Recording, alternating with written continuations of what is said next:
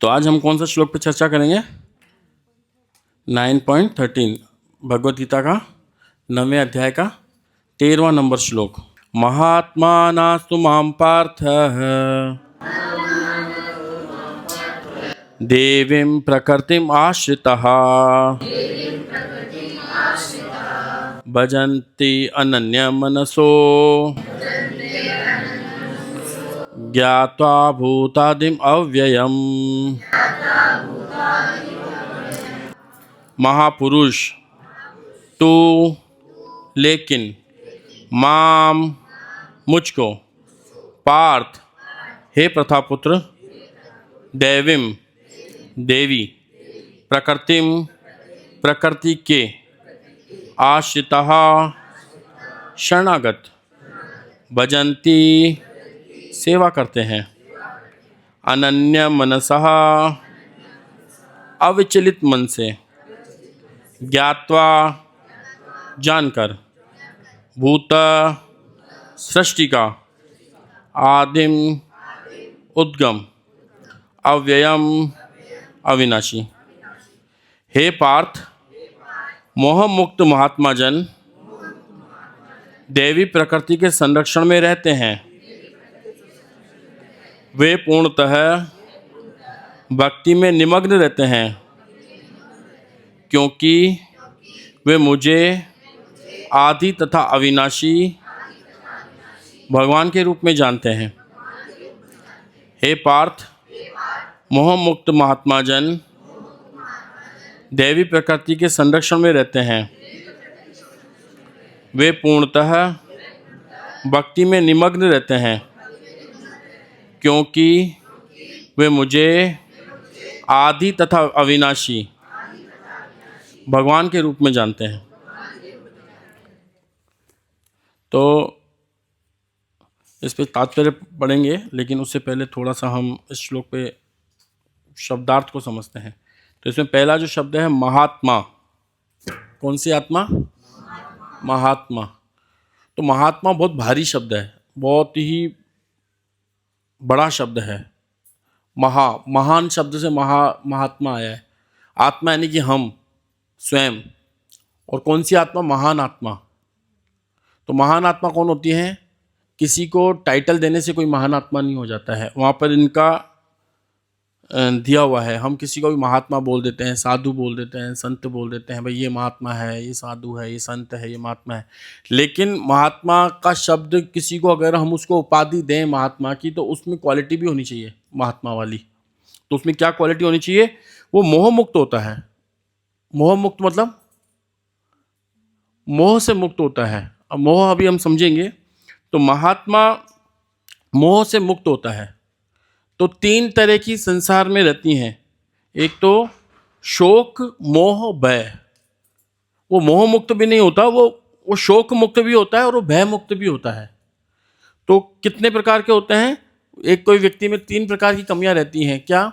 एक तो वो शोक में रहेगा हमेशा, और एक मोह में रहेगा, और भय में रहेगा। तो शोक किस चीज़ का करते हैं?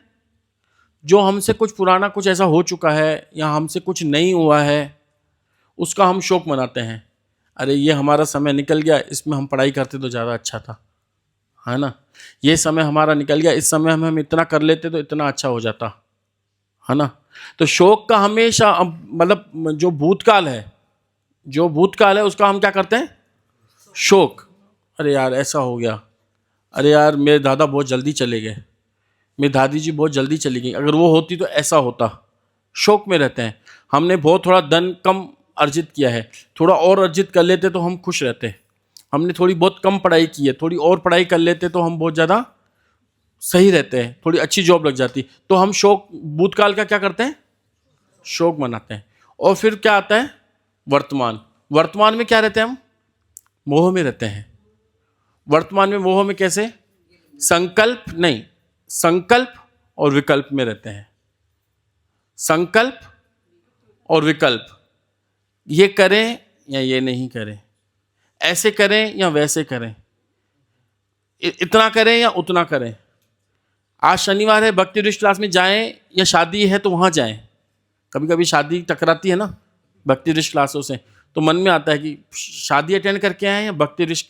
शादी तो कभी कभी होती है, भक्ति रिश्त तो रोज होता रहता है ना। फिर सास समाज का थोड़ा रहता है कि सास समाज क्या कहेगा अगर हम शादी में नहीं गए तो, है ना, क्या कहेगा। ये मोह में रहेंगे हम हमेशा, ये करें या नहीं करें, है ना। कल मंदिर में सुबह को 10 बजे हमें जाना है, सेवा है, मंदिर में बुलाया तो जाएं या जॉब पे जाएं। जॉब बहुत जरूरी है, खाएंगे क्या, तो मोह में रहेगा व्यक्ति हमेशा। लेकिन जो महात्मा होते हैं इन मोह से परे होते हैं। और फिर तीसरा क्या आता है, भय। भय किसका, भविष्य का। तो 3 काल होते हैं, कौन कौन से। तो भूतकाल में तो क्या रहता है, वो शोक में, और वर्तमान के लिए मोह में रहेगा, करें या नहीं करें, यहाँ जाएं या वहाँ जाएं, है ना। और भविष्य में भय रहेगा, क्या होगा, मेरे बच्चों का क्या होगा, मैं नहीं कमाने जाऊंगा तो मेरा घर कैसे चलेगा, है ना। और जो हमने लोन ले रखा है इसकी EMI कैसे चुकेगी, है ना। यहाँ आगे की जो भौतिक सुविधाएं आ रही हैं संसार में वो हमें कैसे मिलेंगी, केवल इसकी एक चिंता रहती है ना। जो जिनकी शादी नहीं हुई वो सोचते हैं पता नहीं कैसी घरवाली मिलेगी, है ना। और जिनको घरवाली मिल चुकी है तो वो सोचते हैं कि ऐसी घरवाली मिली है पता नहीं बच्चे कैसे होंगे, अब वो और ज़्यादा खून पिएंगे, है ना। तो ये एक भय बना रहेगा, है ना। और बच्चे अगर हो भी जाएं तो पता नहीं वो पड़ोसी की तरह टॉप कर पाएंगे नहीं कर पाएंगे, और फेल हो गए तो फिर तो बिल्कुल ख़त्म ही बात, है ना।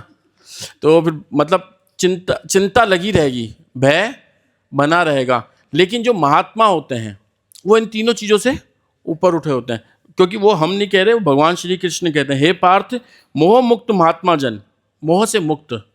तो जो मोह से मुक्त होगा, जिसको वर्तमान की चिंता नहीं है, तो उसको भविष्य की काहे की चिंता रहेगी।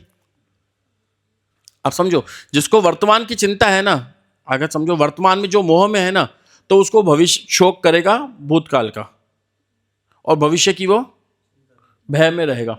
अगर वो वर्तमान में अगर वो सही है, अगर यहाँ पे देखो एक ही शब्द दिया हुआ है मोह का, वर्तमान का दे रखा है, जो व्यक्ति वर्तमान में सही है उसका फ्यूचर भी सही होगा।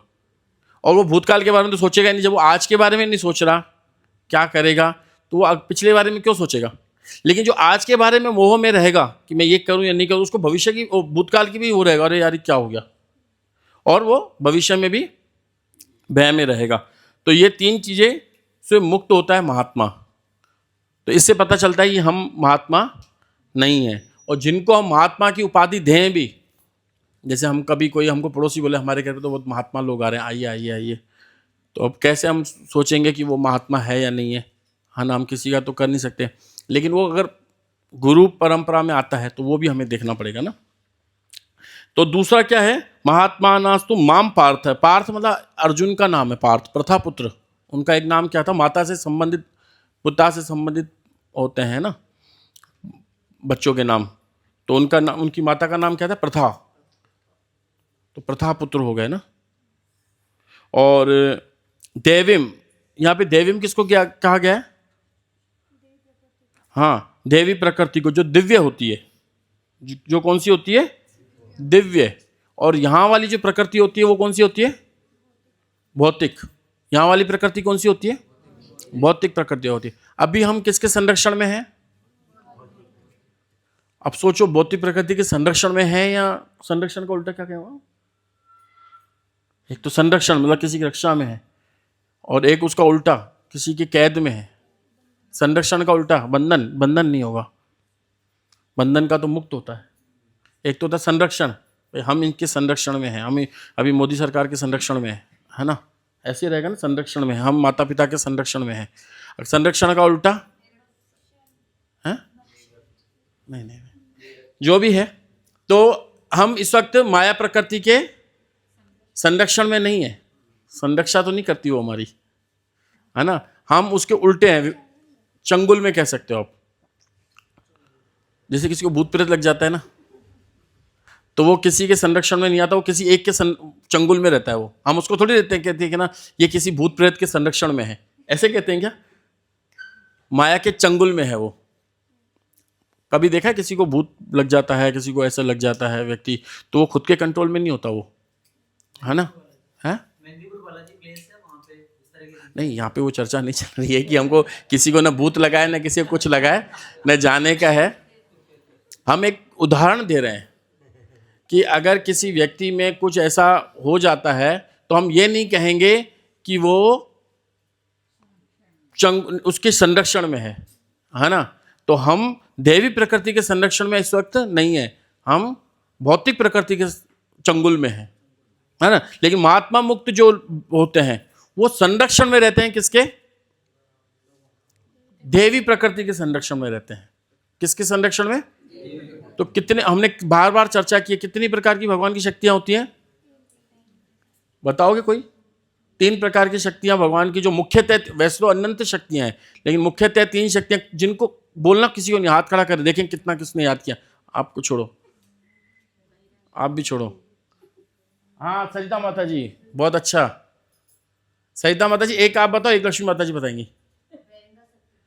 बहिरंगा शक्ति, बैरिंग जो घूमते हैं, बहिरंगा, बहिरंगा है ना। बिल्कुल सही उत्तर दिया माता जी ने। मैं चाहता हूं हमेशा आप ऐसे उत्तर देते रहे। और लक्ष्मी माता जी दूसरा उत्तर, अंतरंगा शक्ति। हरि बोल, बहुत अच्छा उत्तर दिया। कभी कभी ऐसे ऐसे आते हैं आगे। और तीसरी,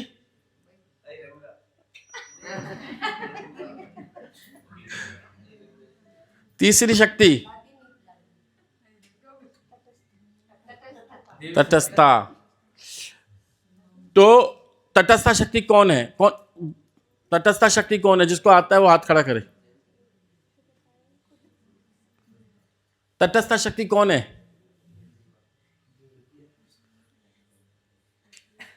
प्रिया को तो इतना समझाया, जब मैं आता हूं ना तो समझाता हूं, हम तटस्था शक्ति हैं। तटस्था शक्ति जीवात्मा है, हम जितने भी है ना, हम तटस्था शक्ति हैं। और भगवान ने हमें क्या दे रखी है? स्वतंत्रता। कोई किसी को स्वतंत्रता इतनी देता जितनी भगवान ने हमें दे रखी है। हम अपने बच्चों को स्वतंत्रता देंगे कि जा तू पड़ोसी घर में जाके रह ले? देंगे स्वतंत्रता? या जा तू किसी दूसरे देश में चल जा, हमको नहीं चाहिए तो, अगर उसकी इच्छा है तो? नहीं ना। लेकिन भगवान ने हमें इतनी स्वतंत्रता रखी है कि हमको यहाँ भेज दिया, चलो ठीक है जाओ, तुम्हारी इच्छा है तो जाओ। हम अपनी इच्छा से यहाँ आए। तो भगवान ने हमें क्या दे रखी है? और कितनी अल्प स्वतंत्रता, और उसका हमने दुरुपयोग किया है, जिसकी वजह से हम यहां बैठे हैं। तो जब हम स्वतंत्रता का दुरुपयोग करते हैं तो हम कहां आ जाते हैं? बहिरंगा शक्ति में आ जाते हैं। और जब हम उसका सदुपयोग करते हैं तो हम कहां चले जाते हैं? अंतरंगा शक्ति में चले जाते हैं। तो हम महात्मा होते, जो व्यक्ति महात्मा होते हैं वो अंतरंगा शक्ति के संरक्षण में रहते हैं। और महात्मा का अपोजिट दुरात्मा। और दुरात्मा किसके चंगुल में रहते हैं? माया के चंगुल में रहते हैं, भगवान की बहिरंगा शक्ति के चंगुल में रहते हैं। और अभी हम किसके चंगुल में हैं? माया के। तो हम कौन हैं? हम दुरात्मा हैं। समझो, प्रयास करो किसी चीज को समझने का, समय भी कम है। महात्मा शब्द के लिए हमने क्या की? महात्मा देवी प्रकृति के संरक्षण में रहते हैं, यानी कि वो अंतरंगा शक्ति, देवी शक्ति मतलब अंतरंगा शक्ति के संरक्षण में रहते हैं, मतलब सुरक्षित रहते हैं वो। और हम कौन है? तटस्था शक्ति है। समझो, इन चीजों को समझोगे ना तभी हम आगे बढ़ पाएंगे, नहीं तो रह जाएगा कि तटस्था शक्ति कौन सी है, बहिरंगा शक्ति कौन सी है, अंतरंगा शक्ति कौन सी है, ये बार बार आएगा। और जैसे हमने ABCD सीखा बचपन में, क्या सीखा? ABCD सीखा। तो थोड़ी 10वीं में चले गए तो ABCD नहीं आती है। ABCD वहां पर भी काम आती है। एलिफेंट या कोई जो हम इंग्लिश बोलते हैं तो उसमें ABCD होती है ना। तो ये जो अभी सिखाया जा रहा है ये बेसिक है। जो सुबह को भागवतम चलेगी या कल कोई प्रशांत मुकुंद प्रभु आके कहेंगे तो उनमें जो छोटी छोटी चीज़ें ऐसे समझाई नहीं जाएंगी। वो सिर्फ इतना ही शब्द कहेंगे कि जो व्यक्ति बहिरंगा शक्ति के संरक्षण में है और जो व्यक्ति अंतरंगा शक्ति के संरक्षण, वो इतना ही बोल के छोड़ देंगे। वो एक एक चीज़ को डिटेल नहीं करेंगे। वो हमको समझना पड़ेगा वो क्या कहना चाह रहे, राइट? वो हमें क्या कहना चाह रहे, वो हमको हिंट में ही समझना पड़ेगा। वो एक एक चीज़ नहीं समझाएंगे। जैसे हमको 10वीं के बच्चे को अगर कोई समझाने जाए APPLE पहले ये सीखो, तो उसको वापस पीछे आना पड़ेगा, क्योंकि उसके लिए वो स्टैंडर्ड नहीं है। तो इसलिए 3 प्रकार की भगवान की शक्तियां होती है। भगवान की अंतरंगा शक्ति, तटस्था शक्ति और बहिरंगा शक्ति। बहिरंगा शक्ति मतलब बाहर की शक्ति, भगवान से बाहर, भगवान से बाहर मतलब बहिरंगा, बाहर की है शक्ति। भगवान के है, भगवान के कंट्रोल में ही, लेकिन भगवान के अंतर्गत नहीं है, भगवान से बाहर है। और अंतरंगा शक्ति जो होती है भगवान के कंट्रोल में रहती है, ये भी भगवान के कंट्रोल में रहती है, लेकिन अंतरंगा शक्ति के कंट्रोल में जो रहते हैं वो महात्मा होते हैं, और लेकिन जो बहिरंगा शक्ति के कंट्रोल में रहते हैं वो दुरात्मा होते हैं, हम जैसे दुरात्मा होते हैं। तो हम दुरात्मा क्यों है? कोई बोलते हैं क्यों दुरात्मा? हमने तो क्या किया? हमने तो बहुत अच्छा किया है, हमने तो कोई गलत किया ही नहीं किसी के साथ, हम तो बहुत अच्छा करते हैं, मम्मी पापा की सेवा कर रहे हैं, सुबह को उठते हैं, एक दो अगरबत्ती भगवान को दिखा देते हैं, कमाने जाते हैं, ईमानदारी से कमा रहे हैं, जितना आता है उतना यूज करते हैं, ज़्यादा ऐशो आराम भी नहीं करते, तो हम दुरात्मा क्यों हैं? हमारे हृदय में भगवान के प्रति द्वेष है। कोई व्यक्ति सोचे नहीं यार प्रभु जी हम तो भगवान की बहुत करते हैं, नहीं, अगर हमारे अंदर द्वेष नहीं होता तो हम यहाँ नहीं होते। हमारे अंदर भगवान के प्रति क्या है? द्वेष है, और भगवान से जो संबंधित हैं उनके प्रति भी हमारे हृदय में द्वेष रहता है। ये द्वेष अंदर बैठा हुआ है, इनबिल्ट है, चाहे हम कितनी हरे कृष्ण महामंत्र की जप कर लें, हम कितना ही कुछ कर लें, लेकिन एक स्थिति आएगी वो द्वेष कम होगा। वो एक स्थिति आती है कि जब हमारा भगवान के प्रति द्वेष कम होता है। हमारा भगवान से द्वेष बना हुआ है ना? क्यों द्वेष बना हुआ है? क्योंकि भगवान का ऐश्वर्य देख करके हमारे मन में भी आ गया कि ये भोगी क्यों है, भोगी तो हमको होना चाहिए। जैसे कभी कभी हम देखते हैं कि मम्मी खाना क्यों बना रही है, मैं खाना बनाऊंगी, मम्मी मेरे को भी खाना बनाने दो ना। कभी कभी बच्चियां जिद करती हैं कि मम्मी मेरे को भी खाना बनाने दो ना, तो क्या मम्मी उसको चूल्हा देती है क्या, या देती है उसको दूध का कटोरा या गैस का लाइटर वगैरह देती है क्या हाथ में? चूल्हा जलाने के लिए बोलती है बिजली जला ले। उसके लिए फिर नया उपाय करते हैं, वो बाजार से जाकर वो 10 रुपये हरमाल वाला घूमता है ना इधर से उधर, उसके किचन सेट लिया के ले इस पर तू बना तेरी खिचड़ी, होता है ऐसा। तो वो किचन सेट से वो सुबह से शाम आधा घंटा 1 घंटा मैं ये कर रही हूँ, थोड़ा ये कर रही हूँ, वो कर रही हूँ, लास्ट तक खिचड़ी बनती नहीं है। फिर माँ को बोलती है मम्मी खिचड़ी बनी नहीं, तो माँ बोलती है मैंने तेरे लिए खिचड़ी बनाई है, आ जा देख मैं तेरे को खिलाती हूँ। फिर वो खिचड़ी भगवान को भोग लगा के उनको खिलाते हैं। तो हमारे अंदर भगवान के प्रति द्वेष था कि ये भोग क्यों कर रहा है। जैसे आज भी हम देखते हैं अरे कृष्ण के प्रति द्वेष है, इतनी उन्होंने रानियां रखी, हम क्यों 2-4 नहीं रख सकते क्या? ये द्वेष है। सब कुछ उनका है, हम भी उनके हैं, लेकिन वो एंजॉय कर रहे हैं, वो अपनी सही स्थिति में है, और हमारी स्थिति क्या है? भगवान की सेवा करना, भगवान का दास बने रहना, किसी भी कंडीशन में भगवान की सेवा करना, ये हमारा कर्तव्य है। लेकिन हम अपने कर्तव्य से विमुख हो चुके हैं, हमको पता ही नहीं कि हमारा असली कर्तव्य क्या है ना? जीवेर स्वरूप है कृष्णेर नित्य दास। जीव का असली स्वरूप क्या है? कृष्ण का दास। नारायण का दास भी बोल सकते थे ना, क्यों नहीं बोला नारायण का दास? विष्णुदास भी बोल सकते थे, विष्णुदास क्यों नहीं बोला? कृष्णेर नित्य दास, कृष्ण के हम नित्य दास हैं। किसके दास हैं? नित्य। नित्य मतलब हम हमेशा उनके दास। हम जैसे अभी कोई व्यक्ति है, उसको जैसे कोई माता जी है, मान लो बाहर का प्रसाद बनाती है, मान लो अच्छा सा ना, अब उसको कुछ तुम दूसरी सेवा कुछ दे दोगे, जाओ तुम जॉब करो, कॉलिंग सेवा करो, ये करो वो करो, तो वो कर पाएगी? उसको नहीं कर पाएगी ना। तो उसी तरीके से हमारी सेवा क्या थी? भगवान को प्रसन्न करने की। लेकिन एक ये गलती से भाव हमारे अंदर आ गया कि यार जैसे वो थोड़ा सुखी है तो शायद मैं भी थोड़ा ऐसा सुखी हो जाऊं। बस ये भाव आते ही हमारा पतन हो गया। पतन आ गया तो हम यहाँ पर आ गए, यहाँ फिर हम ब्रह्मांड ब्रह्मित कोनो भाग्यवान जीव, हम एक पूरे ब्रह्मांड में घूम रहे हैं, और फिर भी अपने आप को प्रयास करते हैं कि हाँ मैं देख कितना खुश हूँ, हाँ देखो मैं कितना खुश हूँ। हर व्यक्ति अपने आप को ये दिखाने में लगा पड़ा है कि मैं बहुत खुश हूँ, मैं बहुत खुश हूँ, मैं बहुत खुश हूँ। और नहीं भी खुश होता है तो कहीं पार्टी वार्टी जा करके 1000-1500 खर्च करके यहाँ वहाँ से आ जाते, देखो मैं कितना खुश हूँ। अपने आप को जबरदस्ती खुश करने की कोशिश कर रहे हैं, जबकि वो खुश है नहीं। पड़ोसी ने लाखों रुपए शादी में खर्च कर दिए, तो अब वैसी ही शादी खुद करने के लिए लाखों रुपए कर्जा लेकर के भी वो कर लेगा, अपने आप को खुश दिखाने के लिए। फिर पता पड़ेगा मैं तो खुश ही नहीं हूँ, दुनिया खा के चली गई और हम तो मरे के मरे रह गए, है ना? बाद में पता पड़ता है। तो ये महात्मा शब्द की जो व्याख्या आई वो कहाँ से आई? कि जो महान आत्मा है, जो भगवान के संरक्षण में रहते हैं और भगवान के पास रहते हैं, उनको बोलते हैं महात्मा। और दुरात्मा जो इस भौतिक जगत में सड़ रहे हैं हमारी तरह। इस दुनिया में सड़ने के अलावा और कुछ नहीं है, केवल व्यक्ति सड़ता ही है। अंदर भी पता नहीं कितना हमारी पता नहीं पड़ता, इतने अंदर से जो शरीर के जो यंत्र घूम रहे हैं ना, किसी न किसी व्यक्ति के अंदर से कुछ ना कुछ खराबी निकले तो अभी नहीं पता चलता है। अंदर मान लो किसी के अंदर प्रॉब्लम चल रही है तो 1 साल बाद पता चलेगा अरे इनको तो ये प्रॉब्लम थी। तो हो सकता है कि सबका शरीर अंदर से जल रहा है धीरे धीरे धीरे धीरे, सड़ रहा है, खत्म हो रहा है। तो काल का प्रभाव है हमारे ऊपर, काल का प्रभाव है। देखो काल का प्रभाव कैसे कैसे बड़ी बड़ी बिल्डिंगें जला देता है, खराब कर देता है बिल्डिंगों को, उस पर काल का प्रभाव पड़ते पड़ते पड़ते जर्जर हो जाती हैं बिल्डिंगें बड़ी। वैसे हमारा शरीर देखो धीरे धीरे धीरे जर्जर होता जा रहा है, तो इस पर काल का प्रभाव है। लेकिन आत्मा पर काल का प्रभाव नहीं रहता, वो हमेशा बनी रहती है। लेकिन वो किस में रहती है? बंधन में रहती है। किसके चंगुल में रहती है?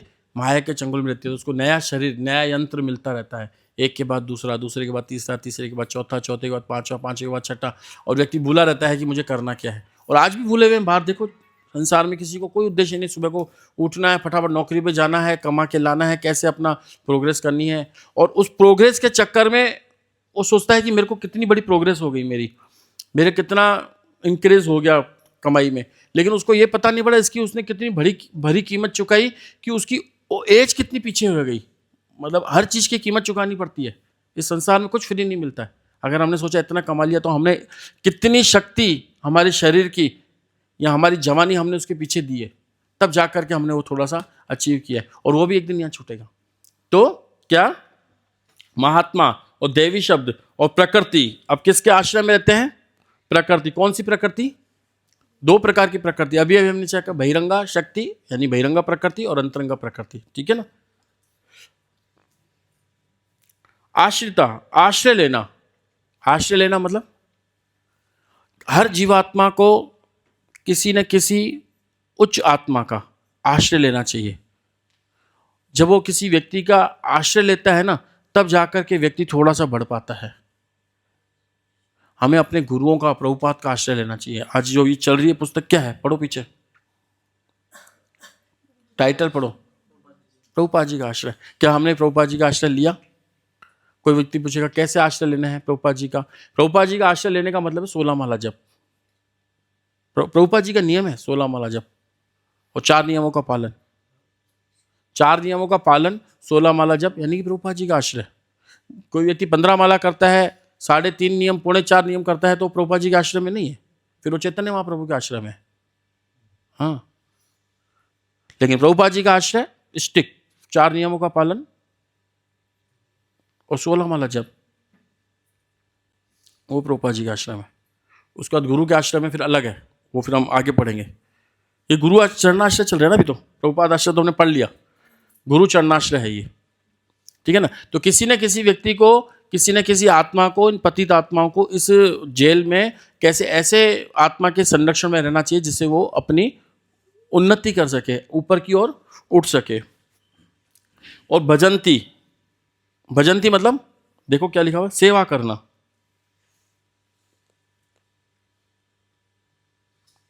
भजंती मतलब सेवा करते हैं, महात्मा लोग सेवा करते हैं।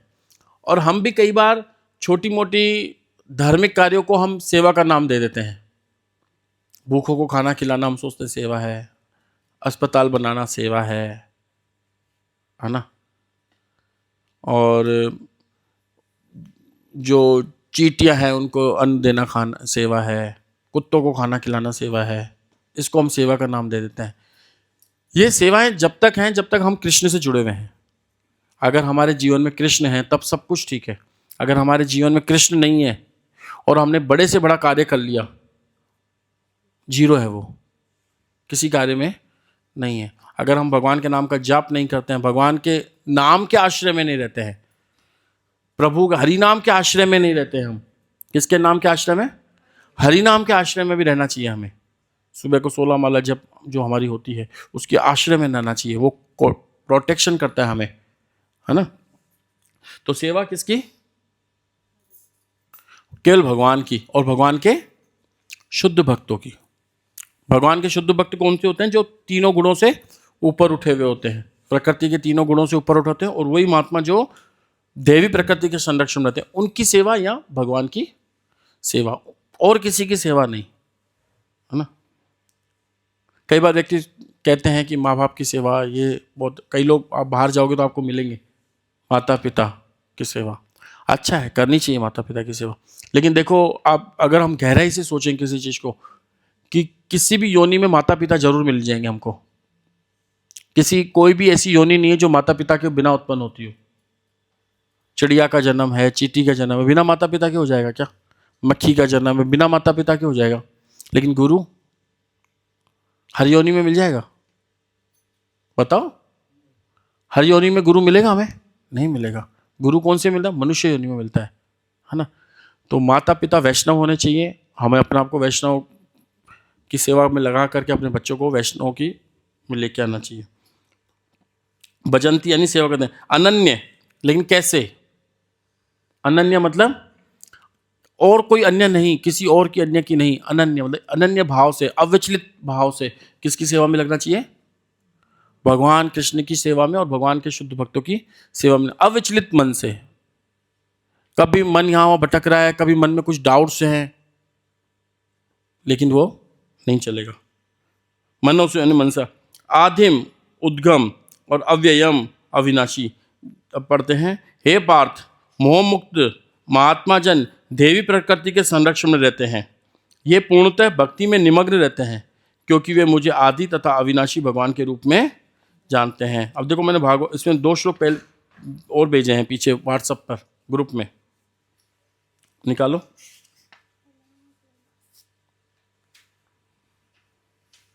श्लोक संख्या 11।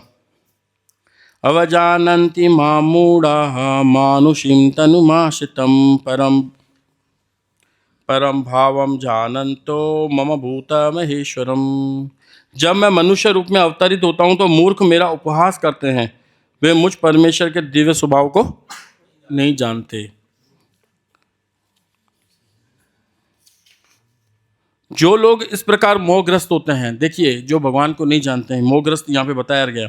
जो लोग इस प्रकार मोहग्रस्त होते हैं वे आसुरी तथा नास्तिक विचारों के प्रति आकृष्ट रहते हैं।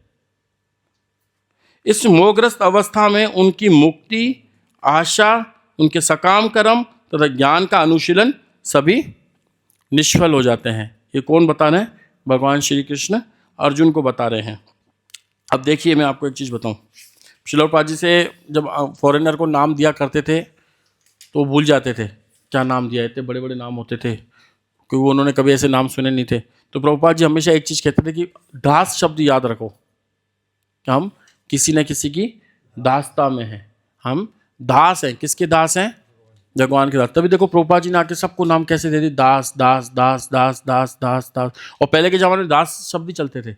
हमारे साथ एक लड़का था, उसका नाम था भगवान दास, लेकिन वो अपना नाम बताने में कतरा था। तो बोला भगवान दास नहीं, मेरा नाम बंटी है। बंटी बता के खुश होता था, लेकिन भगवान दास बता के खुश नहीं होता था।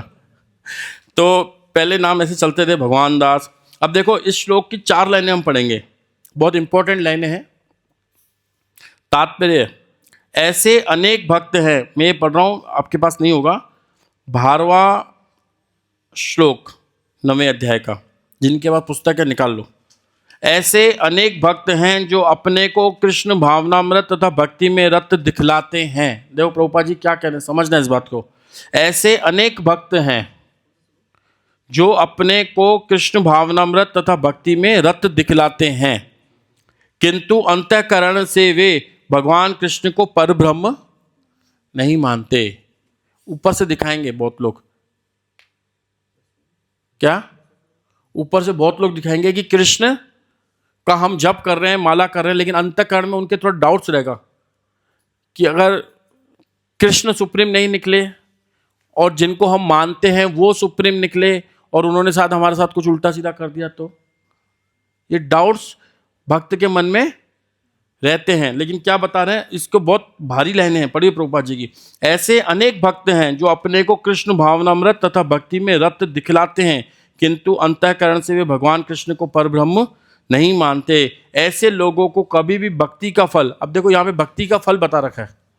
जो भी व्यक्ति, हम कोई भी कार्य करते हैं, हर कार्य का एक, हर एक्शन का एक रिएक्शन है, हर कार्य क्रिया की एक प्रतिक्रिया होती है। तो भक्ति भी एक क्रिया है, तो उसकी प्रतिक्रिया क्या होनी चाहिए वो तब पता पड़ेगा जब एक्शन कैसा रहा हमारा।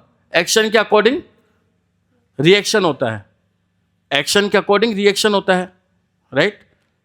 हम जितनी स्पीड में बॉल आगे फेंकेंगे उतनी स्पीड से तो आएगी, हम धीरे से फेंकेंगे तो स्पीड से थोड़ी आएगी बॉल।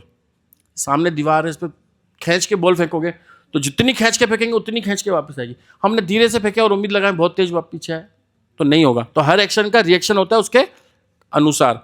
तो यहाँ पे क्या देखो रखा है, और भक्ति का रिएक्शन क्या है। अगर कोई व्यक्ति सच्ची में भक्ति करता है तो कब पता पड़ेगा? एंड में, जब व्यक्ति शरीर छोड़ेगा। ऐसे अनेक भक्त हैं जो अपने को कृष्ण भावनामृत तथा भक्ति में रत दिखलाते हैं, किंतु अंतःकरण से वे भगवान कृष्ण को परब्रह्म नहीं मानते। ऐसे लोगों को कभी भी भक्ति फल भगवत धाम गमन नहीं होता। तो भगवान का धाम अगर हमें मिला अंत में, अगर हमने भगवान का हमने शरीर, देखो शरीर छोड़ना है किसी को, कोई व्यक्ति बोले कैसी बातें कर रहे हो, हर व्यक्ति को एक दिन ये शरीर, हमारा भौतिक शरीर छोड़ना है। तो भौतिक शरीर छोड़ने के बाद हमें एक तो दूसरा शरीर मिले, और एक होता है कि ये भौतिक शरीर मिले ही नहीं और भगवान का भगवत धाम मिले। तो भगवत धाम मिलना हमारी भक्ति का रिएक्शन है। भक्ति का रिएक्शन क्या है? और भगवत धाम नहीं मिला तो यानी कि हमने जिंदगी में भक्ति की नहीं। क्या नहीं की हमने? केवल एक नाम किया कि हाँ हमने, जैसे दिखा रहे ना, ऐसे अनेक भक्त हैं जो अपने को कृष्ण भावना में तथा भक्ति में रत दिखलाते हैं, किंतु अंतःकरण से वे भगवान कृष्ण को परब्रह्म नहीं मानते। इसीलिए मैं स्पेशली जो माताएं प्रसाद बनाती हैं, मैं उनको रिक्वेस्ट करना चाहूँगा कि वो इस तत्व को समझें कि Krishna is supreme personality of God head. अगर उनके हृदय में ये बात बैठ जाए कि कृष्णा सुप्रीम है, और वो तब सेवा के भाव से जब वो प्रसाद बनाती है तब वो बहुत अच्छा रिएक्शन करता है सामने वाले के हृदय में। अगर उनके मन में थोड़ा भी ये बैठा हुआ है कि नहीं कृष्ण, विष्णु या महेश, ब्रह्मा, शिव, ये सब कोई फर्क नहीं है, सब एक ही हैं, अगर उसको तत्व पता है हाँ एक भी हैं और अलग भी हैं, तब तो ठीक है।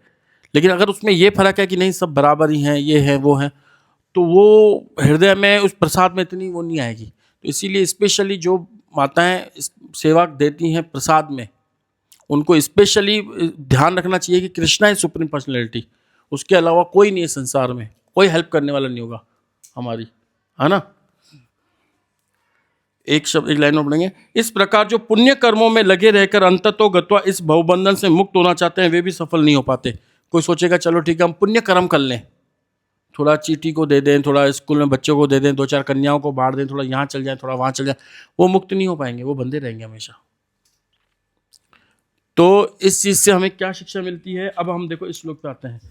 हे पार्थ, जो मोह मुक्त महात्मा जन देवी प्रकृति के संरक्षण में रहते हैं, वे पूर्णतः भक्ति में निमग्न रहते हैं, क्योंकि वे मुझे आदि तथा अविनाशी भगवान के रूप में जानते हैं। अब देखो अगला वाला श्लोक हम पढ़, मतलब हेडलाइन पढ़ो। ये महात्मा, कौन से महात्मा? अब देखो जो भक्त होगा ना, महात्मा होगा, वो क्या करेगा? ये महात्मा मेरी महिमा का नित्य कीर्तन करते हुए, दृढ़ संकल्प के साथ प्रयास करते हुए, मुझे नमस्कार करते हुए भक्ति भाव से निरंतर मेरी पूजा करता है। क्या लिखा रखा है? कि मेरी पूजा करता है, भक्ति भाव से मेरी पूजा करता है। तो इस मेरी शब्द बहुत इंपॉर्टेंट है। भगवान की भक्ति ही इस संसार में जन्म मृत्यु के चक्कर से हमें निकाल सकती है, अन्यथा और कोई कुछ नहीं निकाल सकती। तो इस संसार में मैं 1 मिनट और बोलूँगा, कोई व्यक्ति अच्छी फैमिली में जरूर किसी ने जन्म लिया होगा, जिसके आस पड़ोस में बहुत अच्छा माहौल होगा, अच्छा आस पड़ोस रिश्तेदार सब सही होंगे, बढ़िया होंगे, है, अच्छे स्कूल में जाते होंगे, इनकम की कोई प्रॉब्लम नहीं रही होगी, आस पड़ोस बहुत अच्छे रहे होंगे ना, घर में सब प्रकार की सुविधाएं रही होंगी, है ना। ऐसे व्यक्तियों को भगवान की भक्ति में लाना बहुत मुश्किल हो जाता है कई बार, तो उनको लगता है कि सब कुछ सही चल रहा है हमारे साथ, क्या दिक्कत है? कोई दिक्कत नहीं है, ठीक है ना। लेकिन कुंती महारानी बताती है कि जब तक इस संसार में व्यक्ति के पास अच्छी विद्या है, अच्छा रूप है ना, अच्छा गुण है, क्वालिटी है, तो वो संसार में बंधन के कारण है। तो हमें इस चीज़ का पहले एहसास होना होगा कि हम बहुत बुरी स्थिति में हैं, असहाय स्थिति में हैं। और वो स्थिति क्या थी कि एक व्यक्ति के पीछे एक क्या पड़ जाता है? शेर। और वो एक भागते भागते भागते भागते किस में चल जाता है? एक कुएं में गिर जाता है, और उसमें एक पेड़ की डाल रहती है, उसको वो पकड़ लेता है और सोचता है मैं बच गया। तो नीचे कौन होता है? मगरमच्छ, मुंह खोले हुए। ये हंसने की बात नहीं, ये हमारी स्थिति है। हम सोचते हैं अरे वाह कितनी अच्छी कहानी बताई प्रभु ने, पर पता ही नहीं चला तो हमारे लिए है। हम कितनी भयानक स्थिति में हैं, और हम नहीं, हम सब कैसी स्थिति में है कि पहले तो हमारे पीछे कौन पड़ गया? शेर, और हम किसी कुएं में गिर गए। तो कुएं में एक पेड़ था, उस पर हम लटक गए और देखा कि चलो बच गए, लेकिन नीचे अगर कितनी देर पकड़ के व्यक्ति सकेगा? कौन व्यक्ति कितनी देर पकड़ेगा? हम अपने शरीर को ज़्यादा देर तक नहीं संभाल सकते अगर हमारे हाथ में कंट्रोल में नहीं। जैसे आज प्रभु जी सुबह को बता रहे कि शरीर हमारे कंट्रोल में नहीं है। अगर हमारे कंट्रोल में होता तो हमारे सफ़ेद बाल क्यों आते? रोक लेते थे ना उसको। हम ये चेहरे पे झुर्रियाँ क्यों आती? रोक लेते ना उनको। हमारे कंट्रोल में नहीं है। जब हमारा शरीर हमारे कंट्रोल में नहीं है तो हम किसी और को क्या कंट्रोल कर पाएंगे?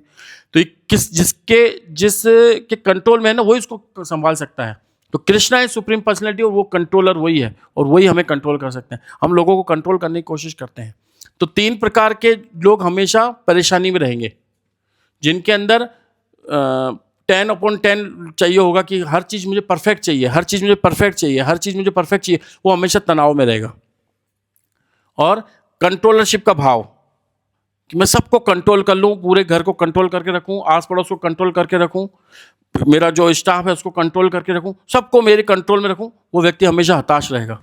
और व्यक्ति जो हमेशा आनंद चाहेगा, मुझे हर जगह से आनंद मिले, यहाँ से आनंद मिले, यहाँ से आनंद मिले, यहाँ जाऊँ तो आनंद मिले, पड़ोसी के जाऊँ तो आनंद मिले, थाने में जाऊँ तो आनंद मिले, सब जगह जाऊँ तो आनंद मिले, वो व्यक्ति हमेशा हताश रहेगा। तो इसीलिए इस संसार में हमेशा आनंद नहीं मिलेगा, कोई चीज़ परफेक्ट नहीं मिलेगी, ना आस पड़ोस परफेक्ट नहीं मिलेगा, न जिन भक्ति वृक्ष के कैंडिडेट हैं न वो हमें परफेक्ट मिलेंगे। तो इसलिए हमको देख के चलना पड़ेगा कि यहाँ पे कोई चीज़ परफेक्ट नहीं है, और ना कोई किसी को हम कंट्रोल कर सकते हैं। तो कंट्रोल केवल कृष्णा कर सकता है ना। तो वो स्थिति में जब वो पकड़ लेता है किसको, और वो देखता है कि नीचे तो कौन है और ऊपर से शेर। अब उसी डाल पर क्या है? एक सांप, कोबरा, और आ रहा है खाने के लिए। तो उसकी उपमा दी गई है अकाल मृत्यु से। जो सांप जो है वो कभी भी डस सकता है, खड़ा है ऐसे, कभी भी डस सकता है, वो अकाल मृत्यु है ना।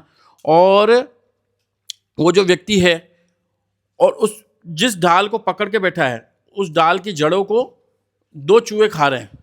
कौन कौन से? दिन और रात, सफेद और काले 2 चूहे काट रहे हैं, दिन और रात काट रहे हैं। और ऐसी स्थिति में उस पेड़ पर एक क्या लगा हुआ है?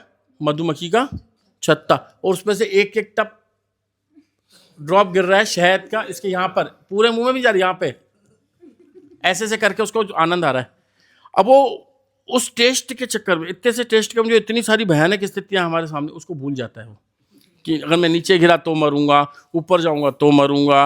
और क्या कहते हैं, ये सांप देखो खड़ा ही है, वो तो काटने के लिए एकदम से बस भगवान करेंगे तुरंत टक कर देगा वो। तो अगर समझो सांप ने अगर दया दिखा भी दी तो वो चूहे नहीं छोड़ेंगे दिन रात। जो दिन रात हमारे जो कट रहे हैं, एक एक दिन हमारा कट गया, हमारा एक दिन कट गया, एक रात कटी, हमारा एक समय कटता जा रहा है। और धीरे धीरे जो हम जन्मदिन मनाते हैं, जन्मदिन धीरे धीरे बुढ़ापे की तरफ हमें लेके जा रहा है। हम खुशियों में बूढ़े होते जा रहे हैं खुशियों में हम बूढ़े हो रहे हैं, मतलब हर साल खुशियों में बूढ़े हो रहे हैं। चलो एक साल हमने और बूढ़े हो गए और खुशी मना लो, एक साल हम पता नहीं हम मृत्यु के निकट जाते जा रहे हैं। तो लेकिन इन सब भयानक स्थितियों से बचने के लिए हमें क्या करना पड़ेगा? भगवान के नाम का सहारा लेना पड़ेगा, जो कि क्या है? हरे कृष्णा कृष्णा कृष्णा हरे हरे, हरे राम राम राम हरे हरे। तो भगवान के जब नाम का हम सहारा लेते हैं तो भगवान ही हमें अच्छे गुरु से मिलाते हैं, प्रामाणिक गुरु से मिलाते हैं। कौन? भगवान। गुरु गोविंद दो खड़े काके लागो पाए, बलिहारी गुरु आपने गोविंद दियो मिलाए। जब गोविंद हमें गुरु से मिलाता है तो गुरु की जिम्मेदारी बन जाती है हमें गोविंद से मिलाने की। तो इसी के साथ मैं अपनी वाणी को यहाँ विराम देता हूँ।